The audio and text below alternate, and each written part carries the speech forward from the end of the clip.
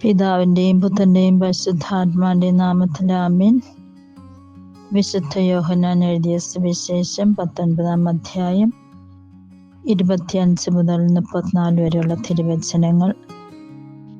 യേശുവിൻ്റെ കുരിശിനരികെ അവൻ്റെ അമ്മയും അമ്മയുടെ സഹോദരി ക്ലേഫസിൻ്റെ ഭാര്യ മറിയവും മഗ്ദലന മറിയവും നിൽക്കുന്നുണ്ടായിരുന്നു.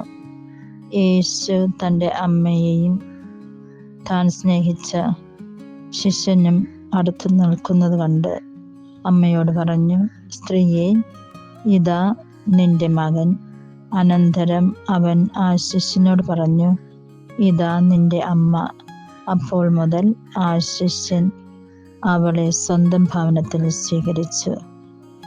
ഇന്ന് തിരുസഭ പരിശുദ്ധ കന്യകാമറിയം തിരുസഭയുടെ അമ്മ എന്ന ആ തിരുനാൾ ആഘോഷിക്കുന്നു.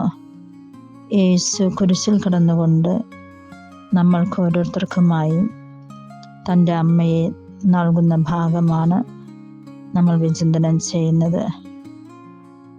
പരിശുദ്ധ കന്യകാമറിയം എത്രയോ അനുഗ്രഹിക്കപ്പെട്ട ഒരമ്മയാണ്. ദൈവത്തിൻ്റെ അമ്മയാകുവാൻ വിളിക്കപ്പെട്ടവൾ. ആ അമ്മയെ തന്നെയാണ് നമ്മൾക്ക് ഓരോരുത്തർക്കും നൽകിയിരിക്കുന്നത്. പരിശുദ്ധ കന്യകാമറിയത്തിൻ്റെ ആ ത്യാഗപൂർണമായ സ്വഭാവ രീതി നമ്മൾക്കും ഉണ്ടാകട്ടെ.